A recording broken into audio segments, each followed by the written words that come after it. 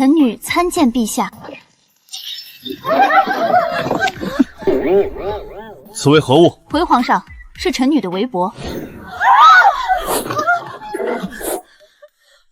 这猫有力气，溜！几日不见，怎么瞧着反倒清瘦了些？唉，袖子也藏不住。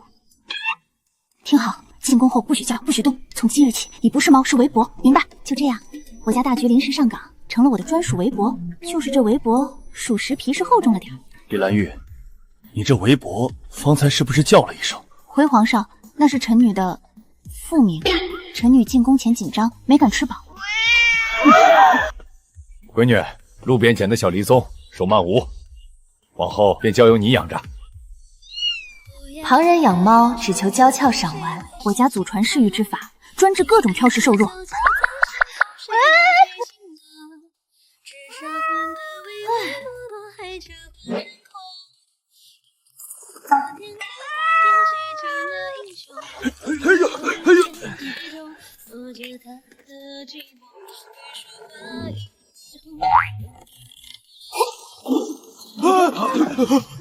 这猫成精了！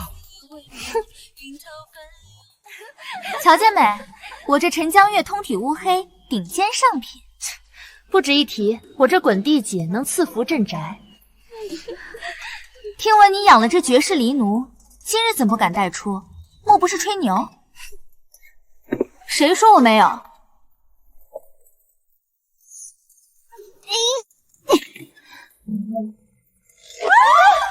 这哪里是狸奴，分明是一头猪！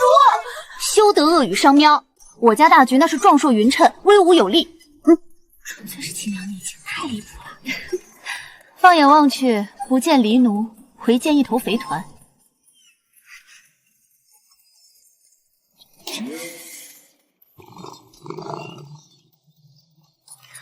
唉，明天就要进宫了，你可给我争点气，别在皇上面前丢人。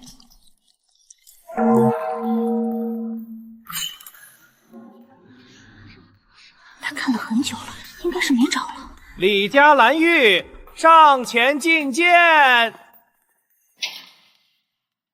臣女李兰玉参见陛下。李兰玉，你脖子上此为何物？回陛下，这是臣女的围脖。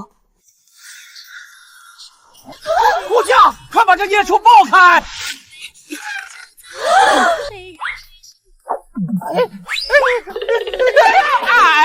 慢着！好大的力气！如此壮硕之姿，实乃有貔貅之貌。收入宫中招财进宝吧。既然进了宫，以后便叫她大玉。这才刚进宫，到底是谁选上了谁啊？贤妃，贤妃。哎呀，这皇上当的真够意思，一眼就看穿了我想过闲散日子的真身。你们以前伺候谁的？怎么弄成这样？回娘娘，奴婢们之前伺候别的主子，因笨手笨脚惹了贵人，被打了几棍子后扔出来的。既然进了我玉华宫，以前那些委屈都给我忘了。不过我这儿有个死规矩，你们必须得守。请娘娘明示。跟我来。听好了，从今往后每顿饭必须荤素搭配，吃饱了才能下桌。谁要敢在我眼皮子底下吃不饱饭，看我不剥了他的皮！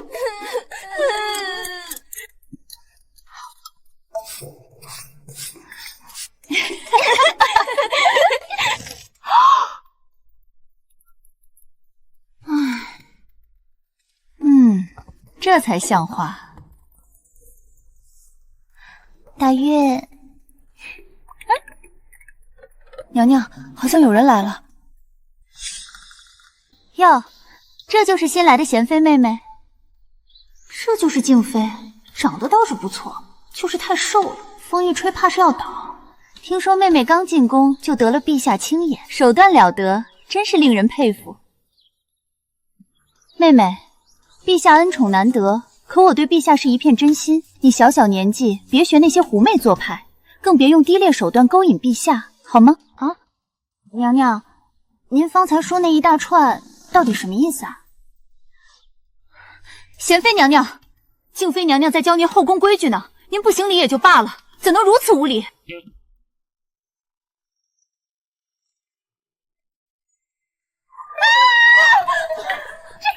是哪里钻出来的猪？不许听，不许听，这是商喵的恶语。世间竟真有此等神兽！妹妹，你究竟是如何做到的？能把它养得这般厚重？回娘娘，其实也不难，就是把肉菜汤按比例混匀，再咣当咣当捣成糊糊，每天定点喂就行了。去，把踏雪抱过来给贤妃瞧瞧。我这猫什么都好，就是太挑食，总是这般清瘦。虽说是骨相美，可总这么瘦着，我这心里实在疼得很。养胖一只猫，这不就跟给猪添食一样简单吗？贤妃娘娘，这可是我们主子的心头肉，您可别想着克扣他的口粮，饿他几顿来治挑食啊！哪能啊！放心吧，我家大运那是出了名的吃嘛嘛香，就让踏雪跟大运一起吃。猫这东西也有争强好胜的心，抢着吃，保准以后不挑食。姐姐难得来，就在我这儿吃顿便饭吧。那便叨扰了。听兰姐姐，你盯着我瞧半天，莫非从没见过做饭？我家娘娘从来不让我碰这些烟火活，我家娘娘可好了，脏活累活全部让我干，哪像你们主子，还让你们干烧饭这种粗活。明明是我家娘娘更好，她不仅每顿给我盛一大碗饭，还会亲自给我夹肉吃。夹肉谁不会？我家娘娘会诗词歌赋，我家娘娘能歌善舞，我家娘娘会缝衣，我家娘娘会绣花，我家娘娘会抚琴，我家娘娘会倒梨河水，我家娘娘也会。我家娘娘还敢生吃辣椒，我家娘娘敢半夜去冷宫散步，我家娘娘敢徒手抓老鼠。那个徒手抓老鼠我真的不会啊。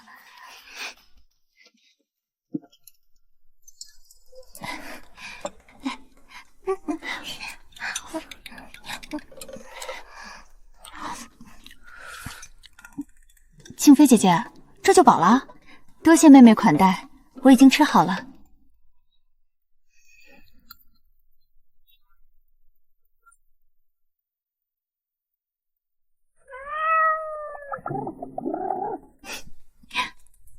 来，两个祖宗也开饭了。妹妹，这两份看着并无不同，当真能治踏雪挑食的毛病？姐姐瞧着便是。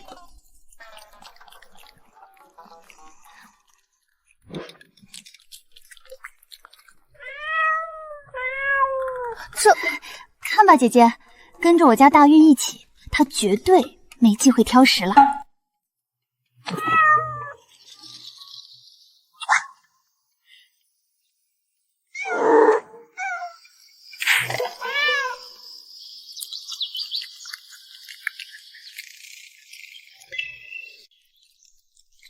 妹妹，快瞧瞧，大运这是怎么了？这2日总见他趴着，我也瞧着不对劲，难道是生病了？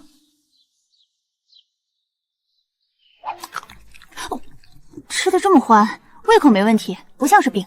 那是老了？不能够，这逆子今年才2岁零3个月，正当壮年呢。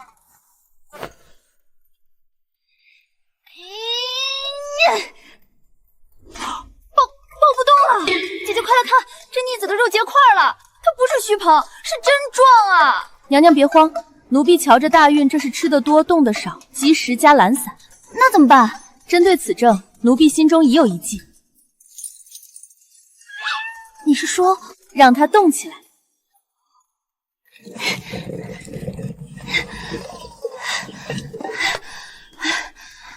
春和，你拿这玩意儿出来干什么？难不成要给大运当玩具？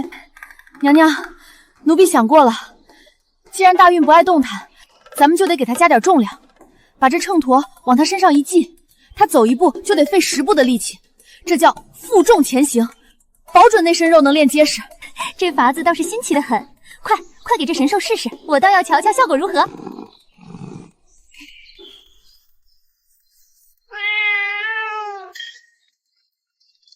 天秤砣弯了！娘娘，这没法练了。大运他根本不是重，他是超重了。此时那一豚也，妹妹，你这哪是养猫啊？你这分明是养了一尊活胎赛！这逆子连铁都能压弯，你是想上天啊？绝对不能再这样下去了。从今天起，玉华宫全面戒严，我要让他减肥。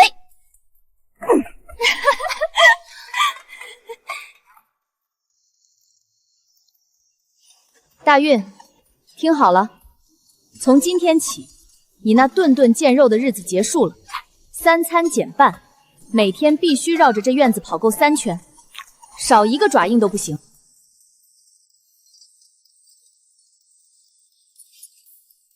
娘娘，瞧他这架势，跑到天黑怕是也跑不出半两汗来。是啊，3餐减半他是认了，可这生命在于运动，他是一点没往心里去。早料到这逆子会耍赖，看来只能祭出我的终极秘密武器了。当当当当，大运，看招！跳，给我使劲跳，每一块赘肉都要动起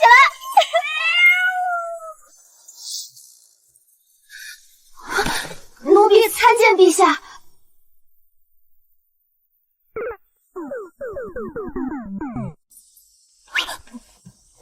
臣女李兰玉参见陛下。免礼吧。哼，你在做什么？拿着根棍子在那张牙舞爪的。回陛下，臣女在帮他减肥。此时乃一头大豚乎？一旭旭，裴旺，你礼貌吗？恶语伤喵心啊！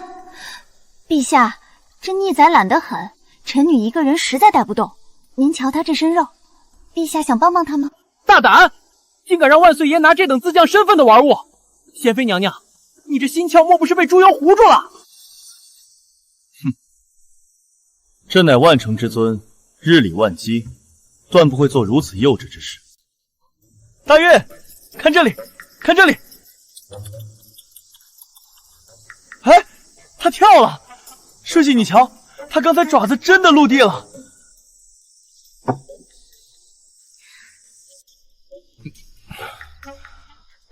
陛下受累了，这减肥当真是个力气活儿。锅里正炖着肉，陛下若不嫌弃，留下来吃个便饭吧。陛下别拘着，既然进了我这玉华宫，那就是客。到这儿了，都别客气，跟回了自己家一样，自在点。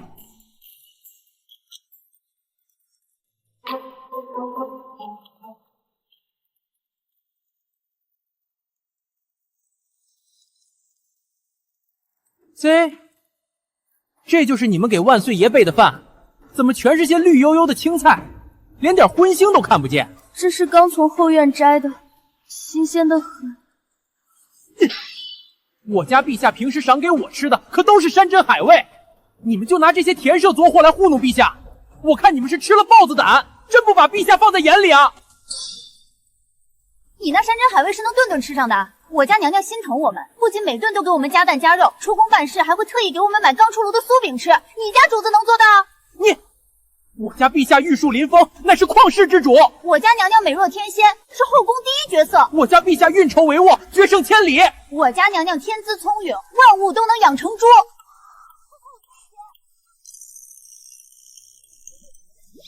我家陛下骁勇善战，什么都敢干。我家陛下敢吃，我家娘娘也敢。那个陛下，小孩子家家说话没个轻重，您别往心里去。不必解释。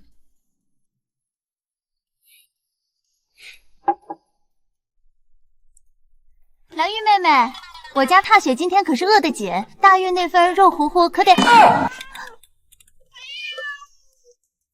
臣妾参见陛下，未曾想陛下今日在此，扰了陛下雅兴，请陛下恕罪。免礼吧，坐下吧。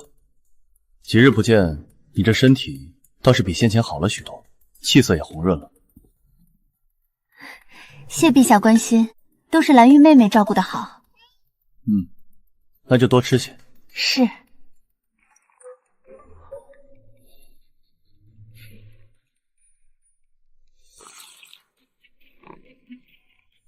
这不对劲啊！按理说，静妃长得肤如凝脂，貌若桃花，裴旺也是玉树临风，这两人坐在一起，怎么一点火花都没有？简直就是毫无意义的对话。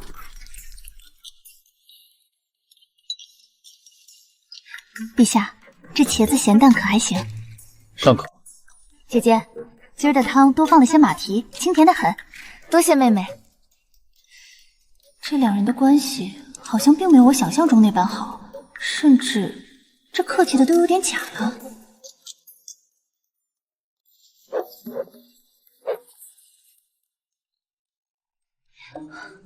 咱家陛下又是刚散了朝就直奔这儿来了？可不是，这半个月陛下那是日日来天天来，比回他自己的启宫还勤快。我当真是不明白了，不知是我那两个丫鬟吹嘘我敢吃，这点打动了他，还是我家大运这身横肉勾了他的魂。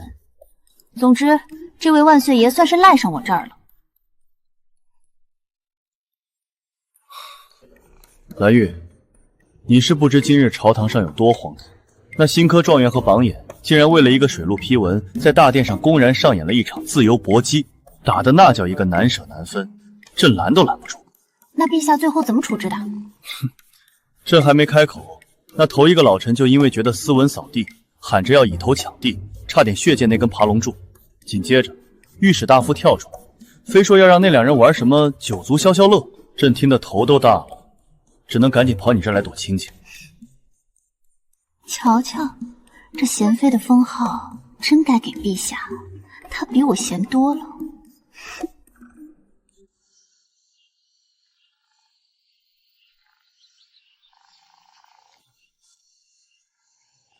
静妃，你瞧大运是不是瘦了？朕怎么觉得他今日起跳的时候，那爪子落地足有1寸了？陛下看差了，那是他肚子上的肉颤得太厉害，视觉上瞧着像是高了。倒是臣妾家这踏雪，跟着大运混了几日，这腰神是半一点都摸不到了，眼见着朝猪的方向奔了。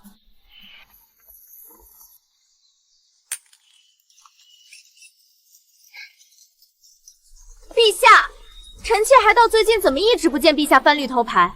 原来陛下竟是躲到这位妹妹这儿寻清静来了。陛下，您怎么都不来看看臣妾？是臣妾哪里做的不够好吗？还是臣妾那宫里的茶不香了？怎么有人这么不安分？成天不想着怎么修身养性，一门心思都想着怎么蛊惑陛下，使些难登大雅之堂的狐妹子手段。不知道，大概是因为我的身材很曼妙吧。我的天，这位姐姐浑身的饰品，怕是能抵我老爹好几座府邸了。品级定然在我之上，这要是闹起来，我可吃不了兜着走。大运啊大运，你可消停点吧！就你现在这蹲日，要是跳歪了，把人家贵主儿撞翻在地，你明天你得被裴旺切了，当成大补丸。大运。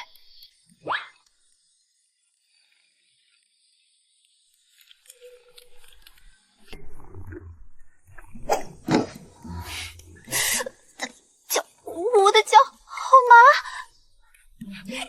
你这成何体统，简直是污了本宫的眼睛！本宫今日还有要事，不与你这不懂规矩的计较。下次再让本宫看见你这般失仪，定不轻饶。你这猫倒是越来越无法无天了。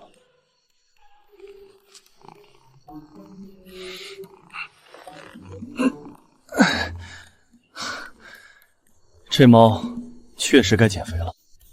多谢陛下，这腻子越来越沉了，臣女自己都快抱不动它了。陛下今日可算是见识到它的厉害了。罢了，既然来了，就在你这儿喝杯茶再走。娘娘，奴婢可打听清楚了，昨天那位气势汹汹的贵主，正是圣宠正浓的姚贵妃娘娘。是啊，听说陛下上位立后，这宫里大大小小的事儿全由贵妃娘娘说了算。她那性子，那是出了名的傲慢，仗着娘家势大，又得陛下青眼，平日里横行霸道惯了。娘娘，您可得长个心眼儿。贵妃目中无人，连她身边那个叫皓月的婢女都跟着耀武扬威。咱们这儿清静惯了，往后您见着他，千万记得绕道走，离他远些。啊，知道了知道了，我这儿是玉华宫，她是贵妃，中间隔着大半个御华园呢。我想着，我这辈子大概也跟这种段位的娘娘交不上什么关系。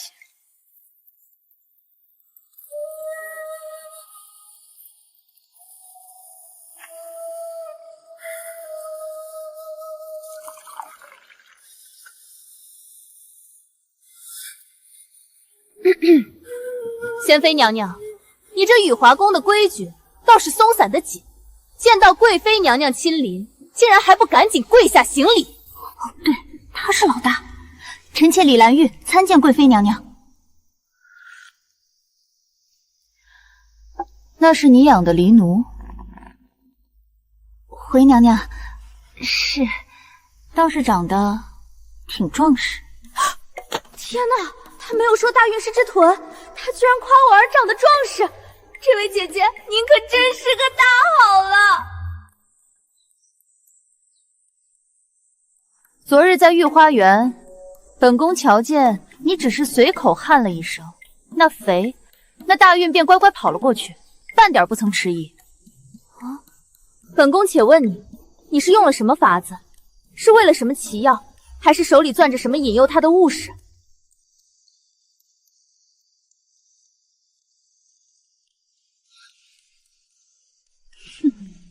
实话告诉你，本宫院里那只狸奴顽皮得紧，若是你能拿出本事调教好它，让它如大运那样听话，本宫自然不会亏待你。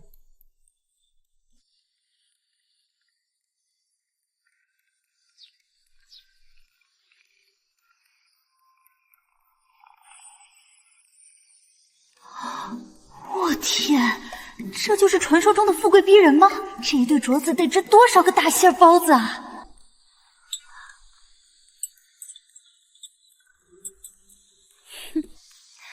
娘娘赏你，你便收着。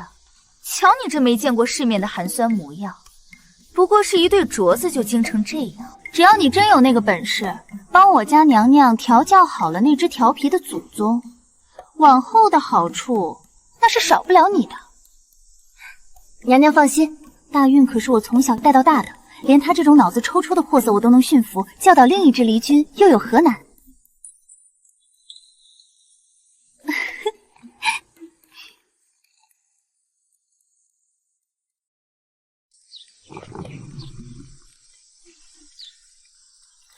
哎呀，我的小祖宗，娘娘这身衣裳可是蜀中刚进贡的云锦，你可仔细着点儿。真是个没良心的小东西。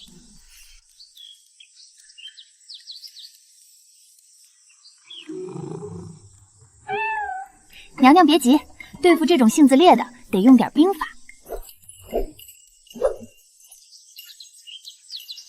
狸猫这种物件，骨子里就是喜欢追逐。娘娘，光喂食是不够的，您得试着陪它多玩玩。本宫千金之躯，才不会陪着畜生做这种幼稚至极的事。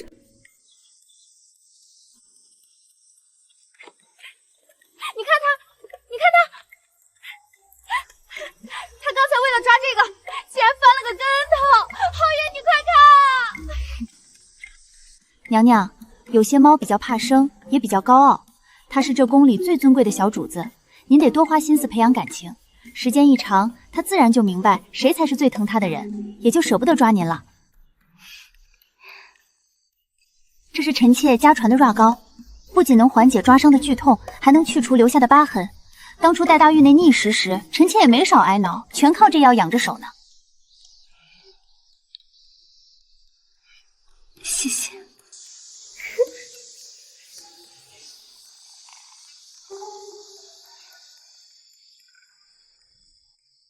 娘娘瞧，逗猫棒成效显著，玳瑁它如今的动作已可进行进阶训练了。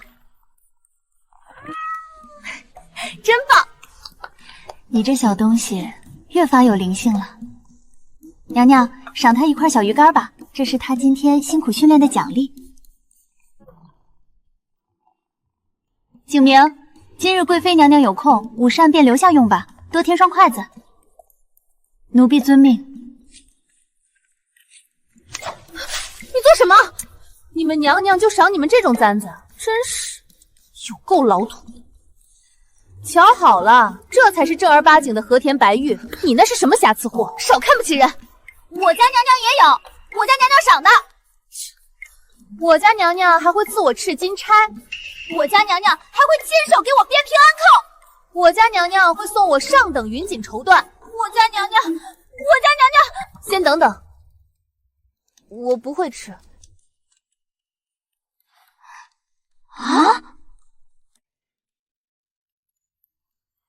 哼，总之你那破木簪看着真让人糟心。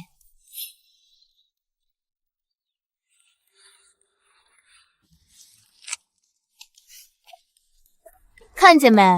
这才叫打扮，你还是学着点吧。宫里最近真是奇了怪了，贵妃、静妃、陛下三人好似有什么默契一般。今日他来，明日我来，颇有几分早知他来我就不来了的意味。合着我这玉华宫成了他们仨轮流打卡的御花园了。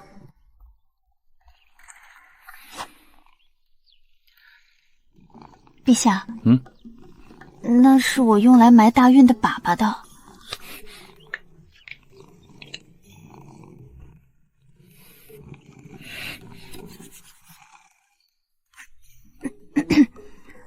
陛下今儿怎的有空过来？没空就不能来了？当然可以，当然可以，您自便。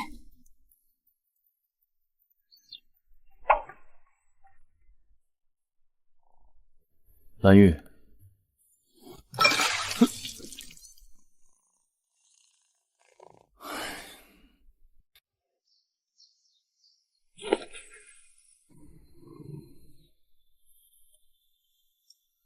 李贤妃，陛下，朕曾听小福顺说起，京中那些富贵人家都喜欢养毛发顺良、性情温驯、讨喜的猫，可寻常百姓人家却更偏爱那些不守规训、野性十足的狸花。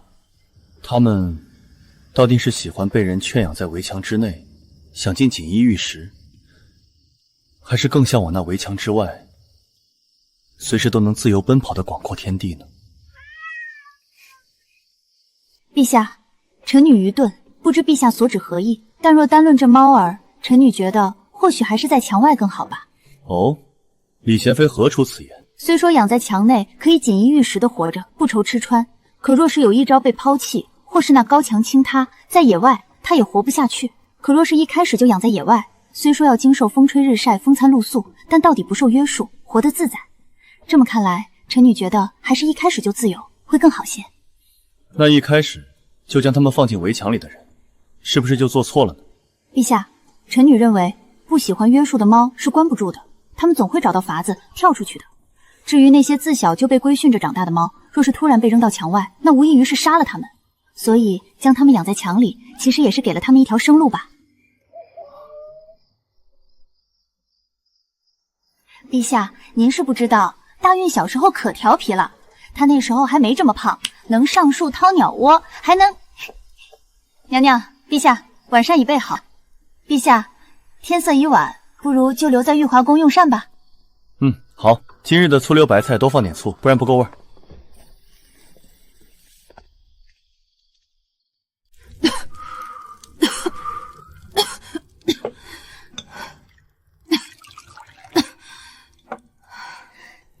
静妃姐姐，快喝点这个润润喉，我晾了好一会儿，不烫的。还是妹妹贴心，人和人之间的差距，就是要有比较才能看得姓名。本宫的橙茶呢？为何只有静妃有？娘娘，臣妾这就为您倒。本宫要你亲手给我倒。姐姐有手有脚，怎生尽麻烦妹妹去了？本宫看你咳得可怜，贤妃才先顾你，但对本宫，她可是心甘情愿的。姐姐怎么能这样说？你每次都这样凶神恶煞，要是把妹妹吓着了怎么办？你们不要吵了，你们不要再吵了啦！那个，你们能不能先给朕让个位置？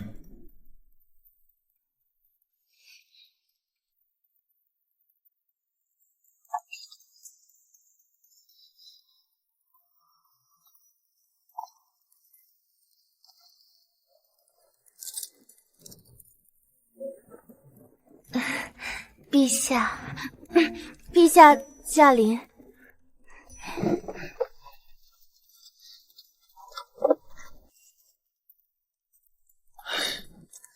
陛下请用，这橙茶刚煮好，加了姜片，暖身润喉。陛下，今天不是新一批秀女入宫的日子吗？大臣们吵着闹着好久了，陛下不去御花园瞧瞧，却跑到这清冷的御华宫来，是凑什么热闹？你管我？一盏小炉，一杯橙茶，几个人围坐在一起。明明夜风吹在脸上，也微微有些冷，可莫名的，臣妾却觉得这个冬天比往年每个都要暖和。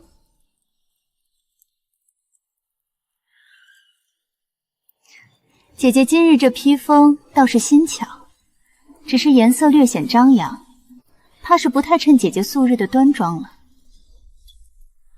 妹妹身子这般娇弱，3天2头咳嗽，倒有闲情来品评本宫的衣着。本宫这叫大气，可比妹妹那病恹恹、风一吹就倒的模样强上100倍。好了，时辰不早了，朕还有一大堆公务委批，是时候回去了。天冷，别送了。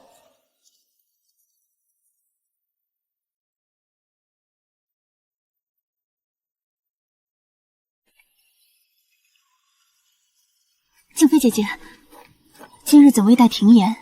这夜风凉得刺骨，你身子本就孱弱，若是再受了寒，可如何是好？他有些着凉，本宫便让他早些回去歇着了。无妨，本宫素来习惯了这般寒凉夜色。静妃姐姐，天色已晚，夜路难行，地上又结了薄冰，不如今夜就留在玉华宫，与臣妾挤一晚可好？臣妾的卧房烧着地笼，暖和得很，床铺也大。不行，姐姐，妹妹是在问我自己的意愿，娴妃妹妹一片好意，姐姐何故如此阻拦？你为什么不问我？我坐在此处许久，你唯独挽留他，为何从来不问本宫的意思？他这般大人，堂堂静妃娘娘，还能在宫里走丢了不成？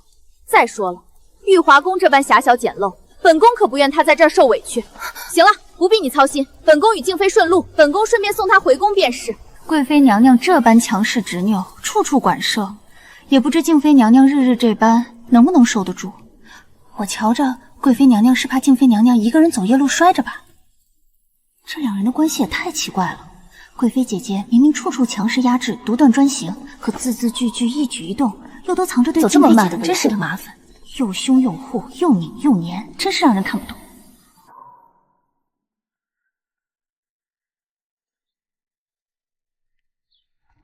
春和，昨日听贵妃娘娘说宫里来了新的秀女，我本还想着去凑个热闹，瞧瞧这新一批的秀女中可有我认识的。娘娘若是想去，奴婢便陪您走一遭。这秀女入宫向来是宫里的大事，总有几位模样出挑、气度不凡的。也不知他们会住在哪一宫，要是离得近，以后还能约着一起喂猫。哟，这不是李贤妃娘娘吗？真没想到李氏这等落魄世家，女儿倒是手段了得，入宫不过半年，就能将陛下勾得日日留宿玉华宫，连我们这些初入宫的都不曾被陛下看一眼呢。一个无权无势的李氏嫡女，究竟有什么资格留在这宫里？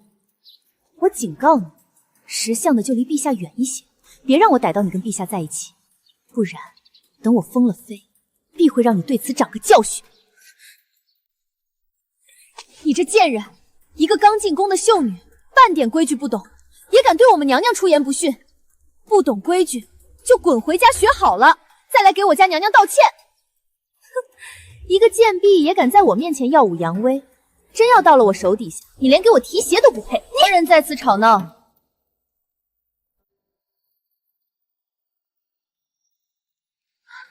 静妃娘娘。哦，我认得你，御史大夫之女沈清婉，对吧？我还经常听爹爹说起你呢，才华横溢，年纪轻轻就冠上了京城第一才女的头头。可那又如何呢？不还是被家人当成棋子送进了宫？也是，就你这副病恹恹的身子，风一吹就倒，能为家族做出最后一点贡献，也算是你的福气了。你该庆幸家里还认你这个女儿，不然你以为你能站上这个位置，早就不知道在哪个冬天就冻死。不识礼数。贵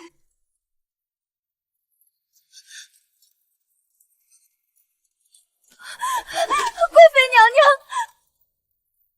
秦贵人方才好大的威风，都敢替本宫训斥这宫里的妃子。妹妹绝无此意，只是静妃和娴妃先刁难我在先，我一时气不过，才口不择言的。哦，看来秦贵人很有个性嘛，不仅见了静妃贤贵不行礼，还把两人的提醒当刁难。既然不懂规矩，那本宫就教教你什么叫规矩。贵妃娘娘饶命啊！裴旺也是眼睛瞎了，什么阿猫阿狗都敢往宫里放，还站在外边做什么？喜欢吹冷风？谢谢贵妃娘娘帮我解围，路过而已。今天你也得学学，该扇的疤还是要扇。有些野狗不吃点苦头，永远认不到主人。还有你，摆着一副矜持的样子给谁看？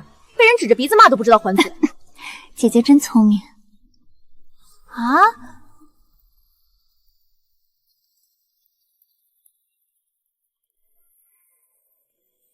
娘娘，这天是真冷啊，奴婢刚从外面进来，手都快冻僵了。是啊，入冬以来，这冷风就没停过。今年的冬天似乎比往年都要冷些。娘娘，瞧，这是贵妃娘娘今日特意让人送来的，说是最挡风的狐裘，怕您出门冻着。还有这鎏金暖炉，陛下昨日刚让人添置的，说玉华宫入夜风大，让您夜里多烧些炭。她倒是有心了。陛下也是，入了深冬，贵妃娘娘和陛下隔三差五便来玉华宫，有时送衣裳，有时添暖炉，有时还带着新鲜的吃食。以前冷冷清清的玉华宫，如今可真是热闹了许多。是啊，热闹。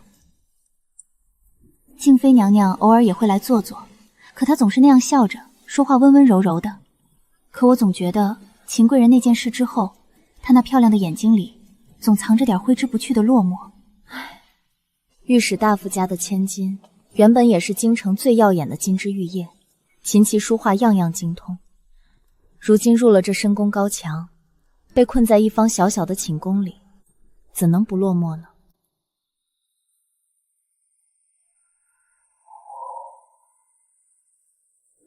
娘娘，不好了！婷兰姑娘哭着来报，静妃娘娘病倒了。太医刚去看过，说是染了中风寒，烧得厉害，一直说胡话呢。病倒了？怎么会这样？昨天还好好的，这天寒地冻的，她身子本就弱。走，纯和、景明，我们去看看静妃姐姐。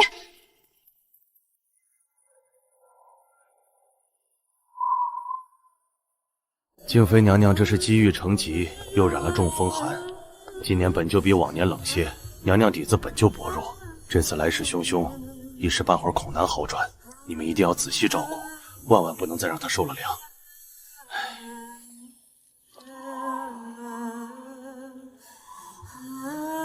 姐姐，我带热橙茶过来了，等你醒了喝一点，身体就暖和了。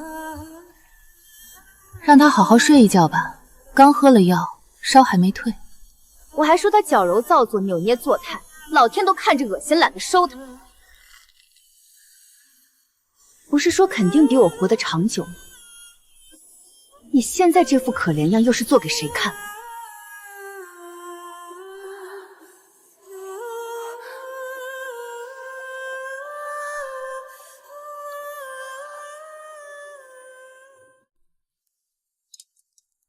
我的日子和从前并无不同。娘娘，您多吃些，这静妃娘娘吉人自有天相，总会好起来的。只是餐桌上少了双筷子，火炉旁少了把凳子而已。自从静妃娘娘病倒后，贵妃娘娘和陛下来的次数倒是更勤了些。陛下每日下了朝，若无政务，总要来玉华宫坐坐，有时还会带来御膳房新做的点心。贵妃娘娘也常常派人送来补品和上好的炭火，生怕咱们这儿烧得不够暖。是啊，他们倒是一直挂念着。可不是嘛，贵妃娘娘每次见您出宫去看静妃娘娘，总要强塞给您一个鎏金暖炉，还得亲自摸一摸够不够热，生怕您冻着，像是要把您当小孩子一般照顾。他总是这样，嘴上不饶人，心里却比谁都惦记着。娘娘，静妃娘娘这病，太医可有说什么？奴婢看婷兰姑娘日日以泪洗女，眼睛都哭肿了。可静妃娘娘身子骨本就孱弱，这次又病得这么重。太医说她是积郁成疾，又染了中风寒，加上底子薄弱，一时半会儿恐难好转。只是这深冬寒冷，日日躺着，总让人心里不安。是啊，奴婢看贵妃娘娘虽嘴上不说，可每次来玉华宫，眼神总是不自觉地往静妃娘娘那宫殿的方向瞟。昨天她还特意让皓月送来一只百年老山参，说是给静妃娘娘补身子的。人心总是肉长的，相处久了，总有些情分。娘娘说的是，这宫里人心复杂，能得娘娘这般真心相待的，怕是再也寻不得第二个了。待到春暖花开时便好了，万物复苏，冰雪消融，人也该精神起来了。娘娘说的对，等天气暖和了，奴婢陪娘娘去御花园的湖边看新开的桃花，还有那刚抽芽的柳树，好看得很。好啊，到时候我们一起去，还要带上大运和玳瑁，让他们也在草地上跑跑。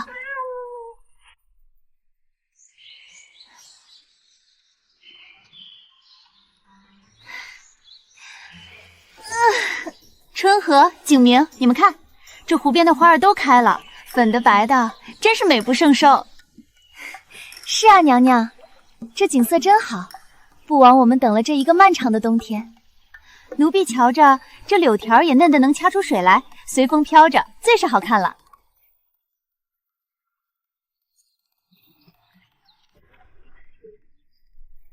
李贤妃也在此处，这春日景色倒是比冬日多了些盼头。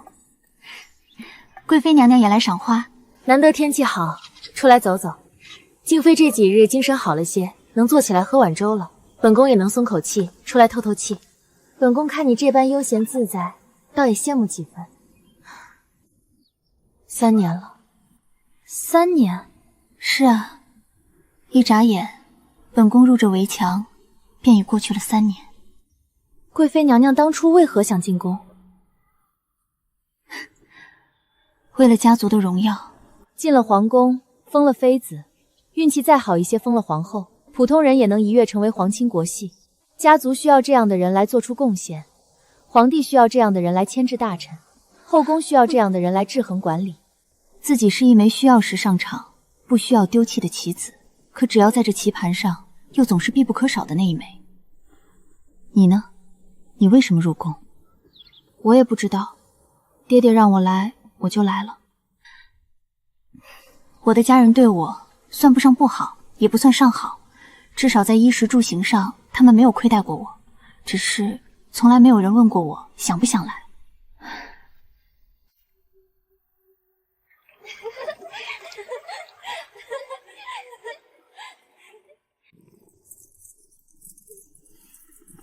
贤妃娘娘，陛下有旨。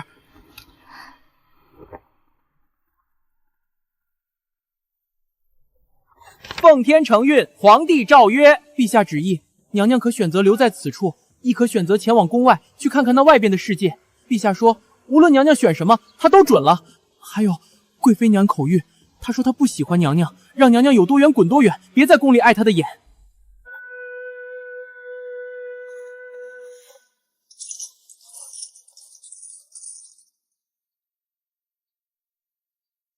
骗谁呢？哼！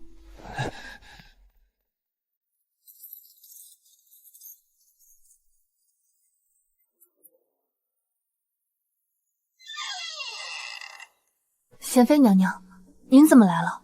贵妃娘娘刚才……我找贵妃娘娘。不是叫你走吗？你还来干什么？姐姐，你哭了吗？我没有，谁哭了？你哪只眼睛看到我哭了？姐姐，你钱够不够？我这儿还有一个金钗，哦不对，是银簪，也给你。你以后要是没钱买猫罐头了，就用这个。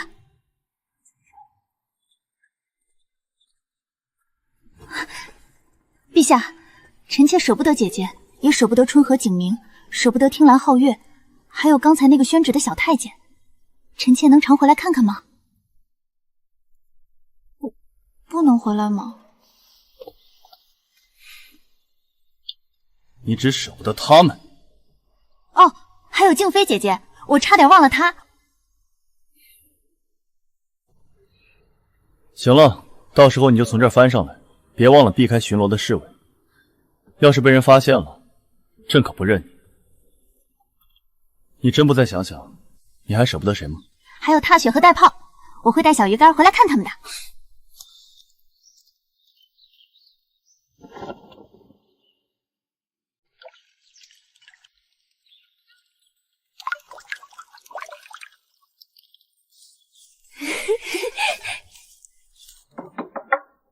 蓝玉丫头，开门喽！张阿婆，您来啦，快进来坐。蓝玉丫头，给我打一罐热橙茶。昨夜咳嗽一宿，喝了多少药都不管用，就惦记着你这口茶润嗓子。阿婆来的正巧，新煮的橙茶刚出锅，还热乎着呢。我再添2块秘制橙皮，暖暖您的胃，喝了保管您今天不咳嗽。哎呦，这胖咪又偷吃呢，再吃怕是连咱们这院门都钻不进去喽。小姐，这坛咸菜盐放多了，苦的没法入口。我明明只放了2勺盐啊，怎么会这么咸？哎呀，完了完了，忙活了一上午，这可全白费了，这咸的都能齁死人了。丢了可惜，剁碎的当猫粮，正好便宜了大运。他最近正嫌猫粮没味道呢。蓝月，自家种的青菜，刚从地里拔的，新鲜的很。换一小罐你做的橙脯，家里那娃天天念叨着想吃，说比城里点心铺的还好吃。王大哥客气什么？尽管拿去，不用多换。上次你帮我们修的篱笆还没谢你呢。多谢蓝玉，那我走了啊。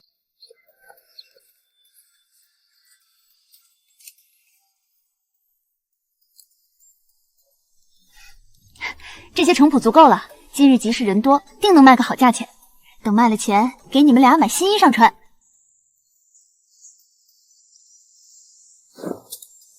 运，你这逆子，刚备好的货全被你糟蹋了。今晚不准开小灶，小鱼干也没有了。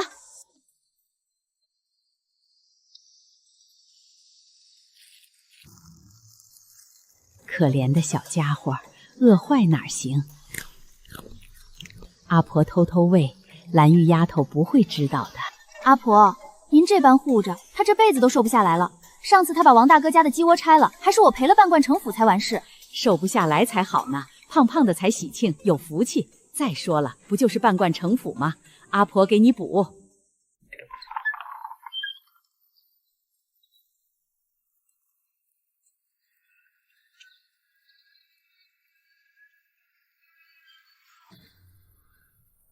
哟，春和，瞧好了，我家娘娘特意从御膳房带了桂花糕和莲子糕，可比你们这些乡野杂粮饼精致100倍。切，精致又如何？我们小姐亲手做的橙糕，外边有钱都买不到。那可是独一份的心意，比御膳房的好吃10倍。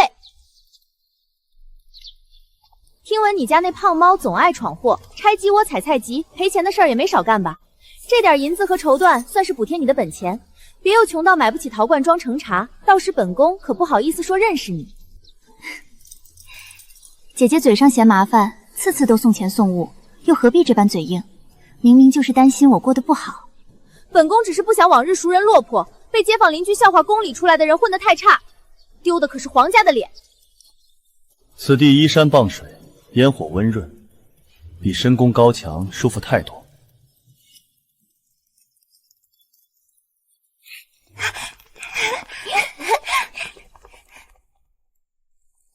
陛下若是闲来无事，随时过来喝茶便是。臣妾这里旁的没有，这热橙茶总是管够的。朕在宫中，日日惦记这一口橙香，可比起把你拘在宫里日日相见，反倒更乐意看你在此随心度日。陛下喜欢就好，臣妾便时常煮着，您什么时候来都有热的喝。又入秋了，往年这个时辰，宫里的新茶刚下来，静妃总抢着要喝第一口。是啊，每每新茶上市，静妃姐姐总是最先尝到。她还总说我煮的橙茶比宫里的御茶还好喝。如今年年留茶，也算陪着咱们了。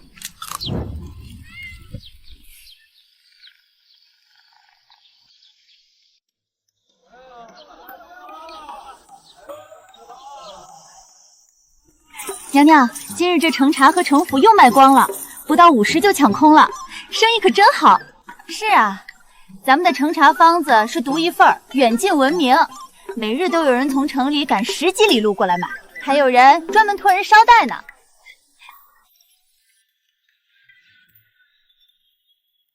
启禀丽妃娘娘，那李兰玉的茶铺生意一日比一日红火，城中都在传她那成茶方子十分神妙，喝了能润肺止咳，连太医院的太医都夸过。还有陛下和贵妃娘娘也常偷偷出宫探望她，对她那小院赞不绝口。听说陛下还特意让人给她送了不少上好的茶具。独家成茶方子，哼，本宫倒要看看她一个被赶出宫的废妃，凭何得此恩宠？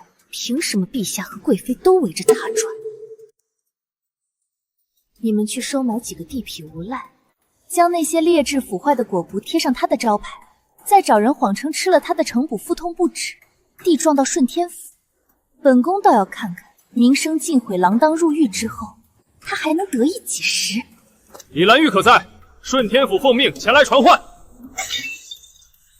你们凭什么传唤蓝玉丫头？她踏实做吃食，心善得很。我日日都喝她的茶，吃她的成补，从来没出过事。分明是有人栽赃陷害。就是，我们整条街的人都信蓝玉，我们随你们去官府作证，绝不让好人受冤。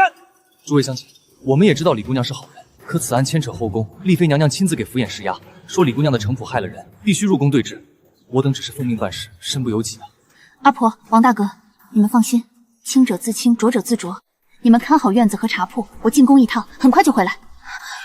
什么呀？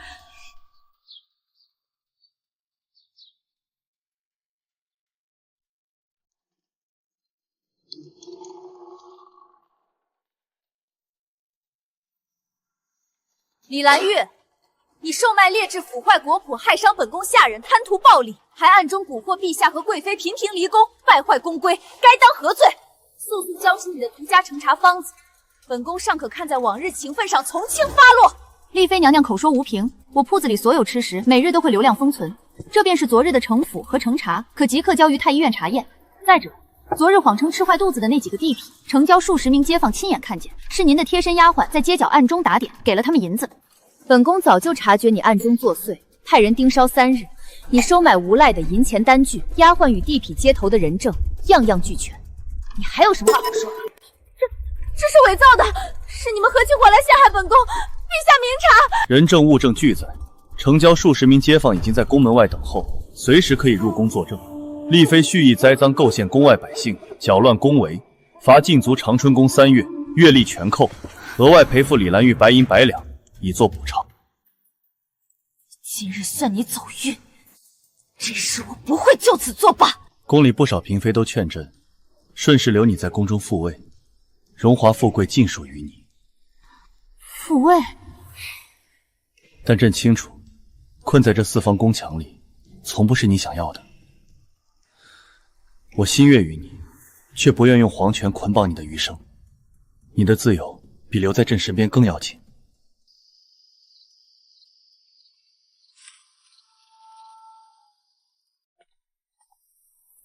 朕特下谕令，李兰玉非宫中妃嫔，往后出入皇城不受宫规管束，西侧小门常年为你敞开，来去无需禀报，宫中任何人不得寻衅为难。这下好了，往后你往返宫中，再也不用偷偷翻那老旧的木梯了，省得雨雪天气脚上滑倒，摔得满身泥污，回来还得我给你找衣裳换。多谢陛下，姐姐周全庇护，兰玉无以为报，以后定会多煮些成茶给陛下和姐姐送来。先前是我狭隘嫉妒，多有得罪，陪字尽数备好，往后再不找你麻烦，过往恩怨一笔勾销。日后若是得空，也欢迎丽妃娘娘来我的茶铺喝茶，我请你喝最好的成茶。丫头总算平安回来了，我们天天惦记着你，从清晨就守在巷口等你了。快，趁热吃一块，还是你最爱吃的桂花味儿。兰玉，这是自家果园今早刚摘的鲜果，1分钱不要，全送你用来熬煮成茶，你可别嫌弃。娘娘，您可算回来了，奴婢们都等急了，茶铺我们都收拾好了，就等您回来开门呢。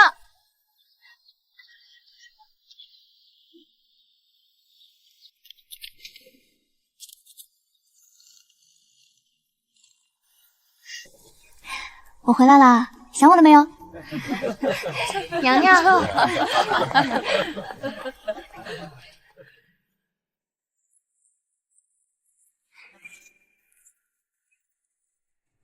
蓝玉姑娘，这橙干晒得真好，香甜的很。我家那小子昨天偷拿了一块，吃了还想要。是啊，咱们这作坊日后定能越做越大。蓝玉姑娘可真是能干，要不是你，我们还在家闲着呢。只要大家齐心协力，日子便会越过越好。等下个月咱们的橙茶卖到州府去，我给大家涨工钱，还发年终红包。娘娘，如今作坊开起来了，往后城浦罐装橙茶的销路定会一日好过一日。从前挑担沿街叫卖的小摊就此取消，城里城外远近相邻茶商都来咱们这里订货了。昨天还有个从临县来的茶商，一下子订了80罐呢。是啊，娘娘，有了这作坊，咱们再也不用风吹日晒赶集了，也不用怕下雨天东西卖不出去坏掉了。昨天张阿婆还说要让她儿媳妇也来咱们作坊帮忙呢。多亏了大家，有了专属作坊，有邻里照料，我也就心安了。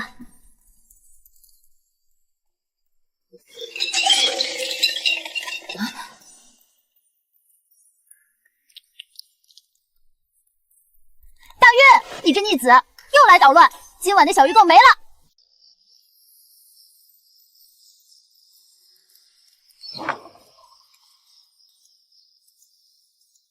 听闻你建了作坊，特意带些江南进贡的冰糖，煮成茶时放一些，口感更佳，也能润喉。多谢陛下，这可是好东西。我正愁上次的冰糖用完了，普通的冰糖煮出来总差些味道。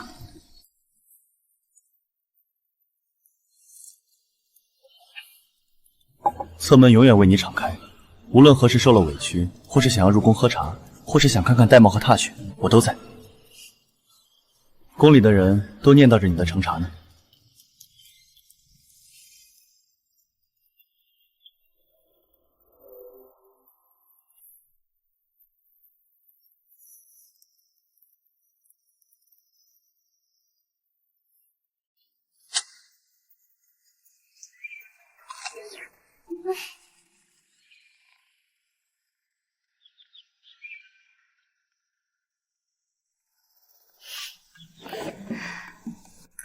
春和，瞧好了，我家娘娘带来御花园新授的桂花蜜，煮茶绝佳，可比你们那粗糙的橙干强100倍。皓月，你别胡说，我们娘娘新晒的橙干用的是今年头茶向阳的橙子，那可是比花蜜更鲜香。不信你尝尝，要是不好吃，我把这一筐橙子都给你。也就一般般吧，勉强能入口。他们俩每次见面总要这般，要是哪天不吵，我反倒不习惯了。可不是吗？如今这小院儿每日都因他们的拌嘴而热闹复繁。快尝尝，刚出炉的，还热乎着呢。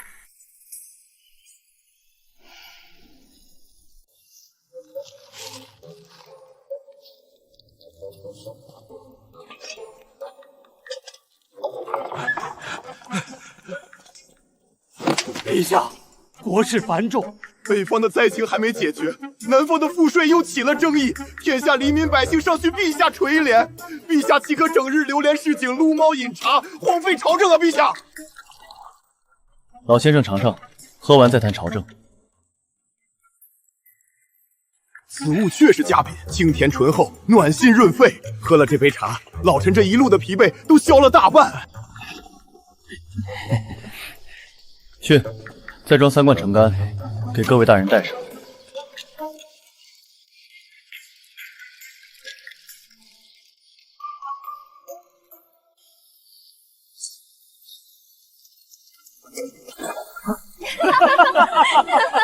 笨手笨脚。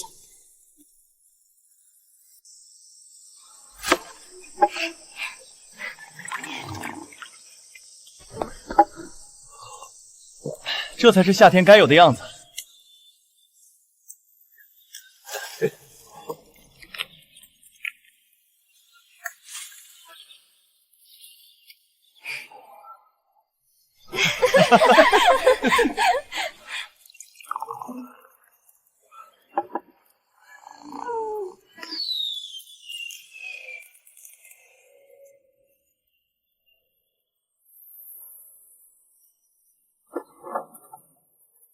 先前是我心胸狭隘，一时糊涂，特意带了糕点致歉。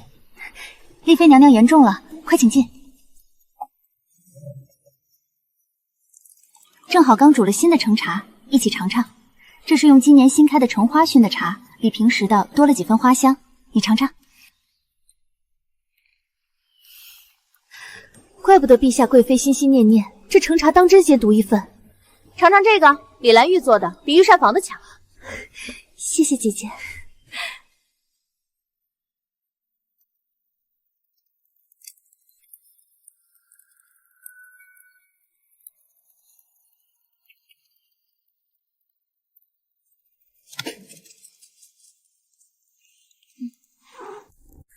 要是静妃在，定然爱极这满院橙香。她以前总说橙花最香，橙果最甜，连橙叶晒干了煮水都好喝。是啊，她还说等以后出宫了，要在咱们小院旁边也种一片橙树，天天来蹭茶喝。我以前在宫里见过她几次，她总是安安静静的，笑起来很好看。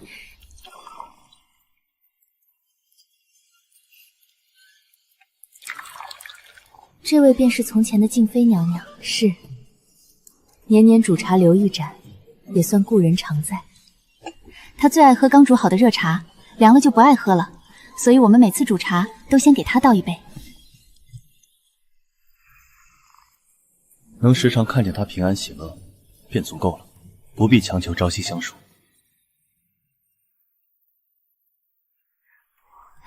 陛下真是用心良苦。是啊，这样就很好。准喝。深宫荣华皆是浮云，有茶有友，便是最好日子。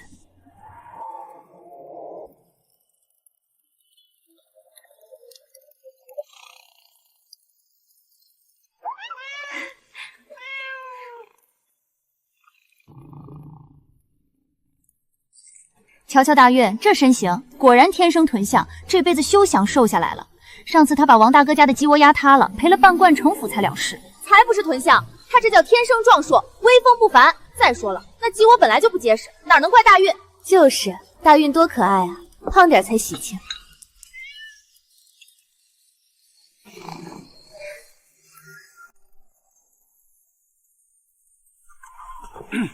奉陛下口谕，即日起，皇城侧门出入规矩放宽，特许贵妃、丽妃、礼贤妃随从宫人随时自由出入城郊小路，无需禀报，无需查验。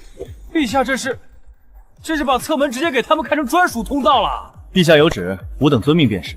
你忘了3年前咱们还在这儿撞见李姑娘翻木梯呢，那时候谁能想到今天啊？慢点，别摔着，记得避开巡逻的侍卫。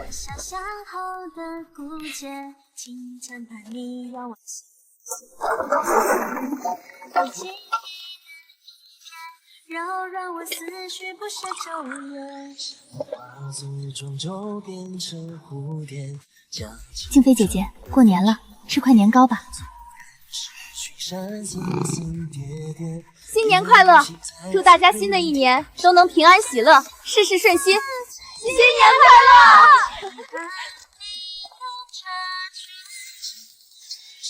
哦，太过分了！